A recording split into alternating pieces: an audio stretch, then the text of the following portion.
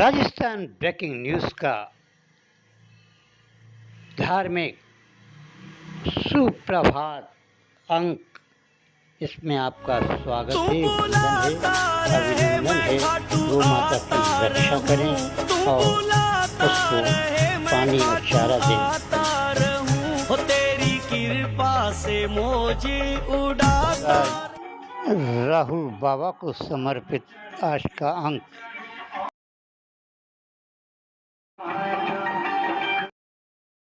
Rajasthan breaking news में आपका स्वागत है। खबरों के सबसे विश्वसनीय ठिकाने से मैं रमेश गांधी चर्चा कर रहे हैं देश, प्रदेश और शहर के ताज़ा समाचारों की। सूबे के मुख्यमंत्री भजन लाल कल शाम से दिल्ली के दौरे पर हैं और दिल्ली में केंद्रीय मंत्रियों से और पार्टी आला कमान से मंथन कर रहे हैं, चिंतन कर रहे हैं कि मंत्रिमंडल के विस्तार में अब ज़्यादा देरी न लगाई जाए, क्योंकि अधिकांश मंत्री बेलगाम हो गए हैं और उससे पार्टी की छवि पर काफ़ी असर पड़ रहा है।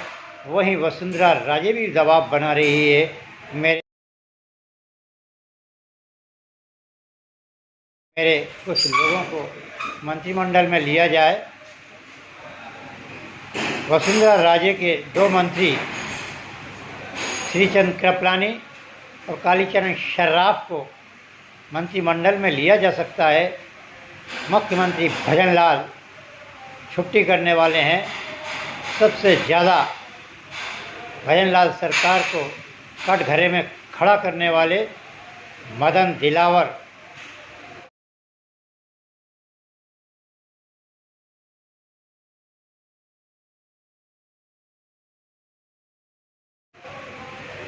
यूडीएच मंत्री जवाहर सिंह खर्रा,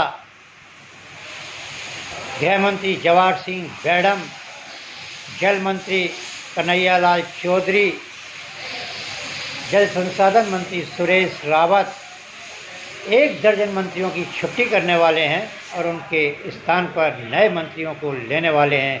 कुल मिलाकर अब भजनलाल सरकार और संगठन में शीघ्र बड़ा फेरबदल हो रहा है। मदन राठौर भी अब अपनी प्रदेश कार्यकारिणी को विस्तार देने के लिए अंतिम रूप से पार्टी हाईकमान की अनुमति ले चुके हैं।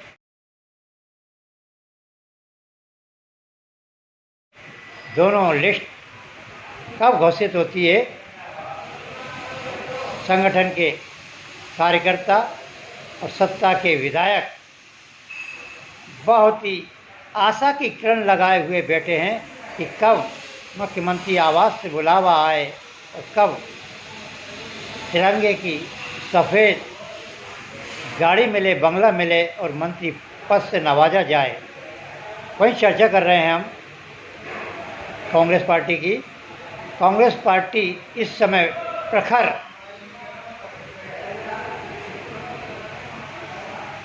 प्रहार कर रही है सत्तारूढ़ पार्टी पर। उन्होंने जहां एक और विधानसभा में सबसे अच्छी परफॉर्मेंस देने वाले प्रतिपक्ष के नेता टीकाराम जूली ने मुख्यमंत्री सहित उनके मंत्रियों को घेरा था, वहीं अब ताज़ा मुद्दों को लेकर वह घेर रहे हैं मुख्यमंत्री को और विधानसभा अध्यक्ष को। अंता के विधायक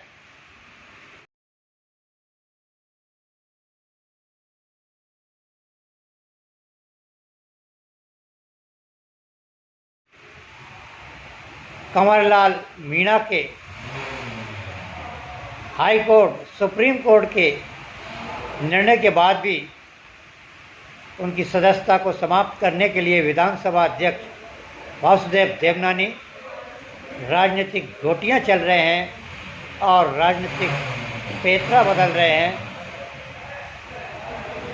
प्रदेश सुप्रीमो गोविंद सिंह डोटासरा और प्रतिपक्ष के नेता टीकाराम जूली ने अब महामहिम राज्यपाल को भी ज्ञापन दे दिया है, लेकिन उसके बाद भी कोई कार्रवाई नहीं हो रही है। कैसा लोकतंत्र है ये।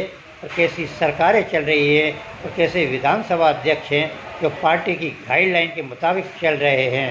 पहले भी विधानसभा अध्यक्ष वासुदेव देवनानी को प्रतिपक्ष ने ज़बरदस्त घेरा था और उन्हें आंखों से आंसू बहाना पड़े थे। कुल मिलाकर फिर कहीं वही स्थिति ना बन जाए। विधानसभा अध्यक्ष को तो निष्पक्ष होना चाहिए और सुप्रीम कोर्ट और हाई कोर्ट की रूलिंग के मुताबिक ऐसे हिस्ट्री सीटर विधायक जो कानून को अपने हाथों में ले लें, मारा कूटी करते हों, उन लोगों को तो तत्काल सदस्यता से निलंबित कर देना चाहिए। वहीं दूसरी ओर भ्रष्टाचार में पकड़े गए आदिवासी पार्टी के विधायक की भी अभी सदस्यता समाप्त नहीं की है। कुल मिलाकर 2 विधायकों के गर्दन पर तलवार लटकी हुई है। अब देखना यह है विधानसभा अध्यक्ष कब उनकी सदस्यता को निलंबित करते हैं। चर्चा कर रहे हैं कोटा शहर की। कोटा शहर में स्पीकर ओम बिरला ने कल शाम को दस्तक दी है और आज सुबह उन्होंने अपने कैंप कार्यालय में जन सुनवाई की है। जन सुनवाई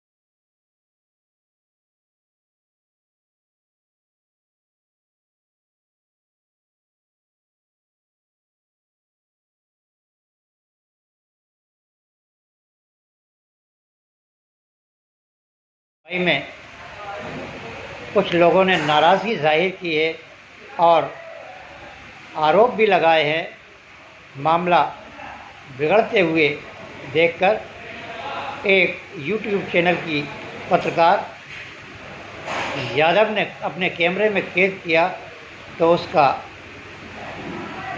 मौलिक अधिकार छीनने की कोशिश स्पीकर ओम बिरला के लोगों ने और कुछ सहायकों ने की। जहां एक और स्पीकर ओम बिरला प्रतिदिन अपनी छवि को जनता के बीच सुधारना चाहते हैं, लेकिन उनके कार्यालय के प्रतिनिधि, चाहे जीवनधर हो या फिर उनका होमगार्ड का कप प्लेट और चाय पानी पिलाने वाला, ज़बरदस्ती अपने आप को बॉडीगार्ड बताने वाला व्यक्ति हो, ये लोग अखबार नवीसों के साथ बहुत तौहीन करते हैं। आज की उस महिला पत्रकार के साथ जो वाक़या हुआ है वह बहुत ही निंदनीय है। स्पीकर ओम बिरला 6 बजे अपने आवास से निकले हैं और तिरंगा रैली में शानदार रैली निकली, लेकिन कार्यकर्ताओं का अभाव देखा गया। गांव से और अन्य वार्डों से ग्रामीण महिलाओं को बुलाया गया, लेकिन उनके पीने की पानी की समुचित व्यवस्था नहीं की गई। तिरंगा रैली दिल से लोगों ने प्रधानमंत्री के जज्बे को सलाम किया।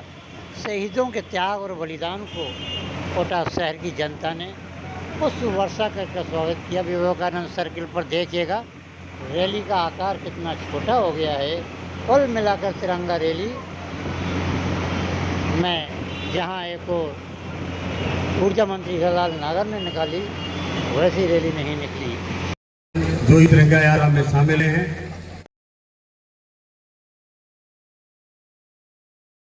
हरी झंडी दिखाकर तिरंगा रैली को रवाना किया है। शहीदों की चिताओं पर हर वर्ष लगेंगे मेले, वतन पे मरने वालों का यही निस्सा बाकी होगा।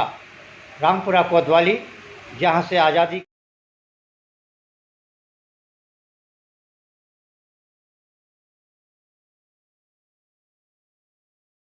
के आंदोलन का शंखनाद हुआ था और जहां कई भारत माता और चंबल माता और हाड़ौती के कई वीरों ने बलिदान दिया था, उसी जगह से आज तिरंगा रैली का आगाज़ हुआ है। तिरंगा रैली के संयोजक और मुख्य सूत्रधार पंकज मेहता, शहर अध्यक्ष राकेश जैन के नेतृत्व में बहुत विशाल भव्यता का आवरण ओढ़े हुए ऊंट गाड़ी पर बैठकर 4 बजे से गांव से बुलाई हुई महिलाएं बूंद बूंद पानी को तरसी हों। ये देखिए महिलाएं। कहाँ से आई हो भाई? कहाँ से आई हो? कितनी बजे आ गई? 4 बजे आ गई क्या? गर्मी में पानी वानी की व्यवस्था है कि नहीं? है? गर्मी में सेवा उड़ा रहे हैं, पानी भी नहीं पिलाया है कभी। अच्छा, देखिएगा महिलाएं पानी के लिए तरस रही हैं, बूंद बूंद के लिए।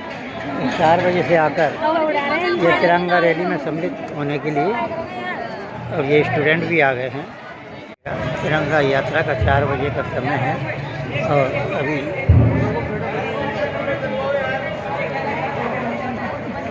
नहीं आए हैं लोग, केवल महिलाएं आई हुई है। ये बेचारी करेक्ट 4 बजे आकर बैठ रही हैं अपने स्थान पर। देखिएगा क्या जज्बा है छात्रों छात्राओं में। सर्वोदय नर्सिंग कॉलेज से हैं क्या? MBS से आई हुई हैं और तिरंगा रैली में भाग लेने कितने बजे आ गई? 4 बजे। अभी 4 बजे के करीब आए हैं ये लोग। और सभी ये नर्सिंग कॉलेज कहाँ से आए हो आप?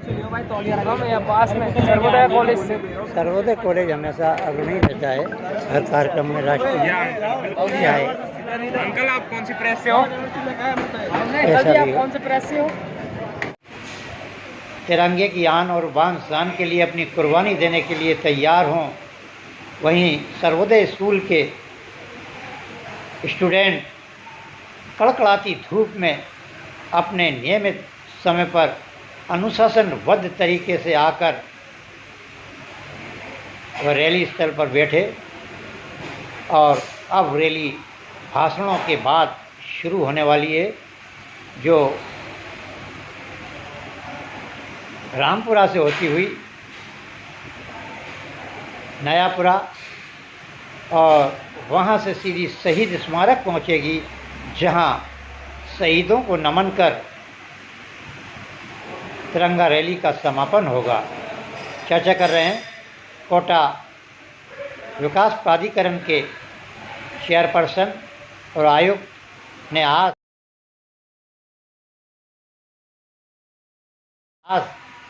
3 घंटे केडीए के कार्यालय में मीटिंग ली है। केडीए के चेयरपर्सन और कमिश्नर राजेंद्र सिंह शेखावत ने बिंदुवार अतिक्रमण और अन्य विकास के कार्यों पर और विशेषकर हवाई अड्डे के प्रोग्रेस की रिपोर्ट ली है और उन्होंने भ्रष्टाचार के आखंड में डूबे हुए नगर विकास न्यास के सेक्रेटरी को भी लताड़ा है कि वह जो लोग अतिक्रमण कर रहे हैं, जो लोग भू माफिया हैं, ज़मीनों पर कब्ज़ा कर रहे हैं, उनके खिलाफ सख्त कार्रवाई की जाए। जब से UIT जब कोटा विकास प्राधिकरण बना है, तब से ये सेक्रेटरी के कोठारी आया है, लाखों करोड़ों रुपए का अतिक्रमण करवा दिया है और लाखों करोड़ों रुपए UIT से कमा लिए हैं। इसकी शिकायत कल ही जन सुनवाई में काफ़ी लोगों ने की थी कि ये भ्रष्ट है, इसको हटाया जाए।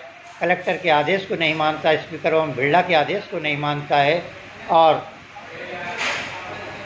भ्रष्ट लोगों को, दलालों को अपने कार्यालय में पाल रखा है और सीधी रिश्वत का खेल चल रहा है। शायद कुछ ही दिनों में ये भ्रष्टाचार निरोधक ब्यूरो के शिकंजे में फंसने वाला है। UDH मंत्री खर्रा तो खर्रे छाप कर इस पर ध्यान नहीं दे रहे हैं और इसकी इतनी शिकायतें हो गई हैं स्पीकर ओम बिरला ने भी उनसे शिकायत की है मुख्यमंत्री से, लेकिन भ्रष्टाचार का बेताज बादशाह के कोठारी सभी को धत्ता बताकर लाखों करोड़ों रुपए कमा रहा है। उसकी शिकायत कल Rajasthan breaking news channel head Ramesh Gani ने चीफ सेक्रेटरी को भी की है और कहा है कि ऐसे भ्रष्ट अफसर को, जो केडीए कोटा विकास प्राधिकरण को भू माफिया, अतिक्रमण माफिया के हवाले कर लाखों करोड़ों रुपए कमा रहा है, और अखबारों में भास्कर पत्रिका, जननायक में खबरें छपने के बाद भी इसके ऊपर कोई असर नहीं होता, इसके खिलाफ कार्रवाई की जाए। उन्होंने कलेक्टर को सख्त निर्देश दिए हैं कि वह भी पैनी नज़र रखें, और कलेक्टर को भी कहा है कि वह पत्रकार, जनप्रतिनिधि उनकी शिकायतों को गंभीरता से ले और उनको अपने कार्यालय में आने पर प्रथम वीरता से बुलाए।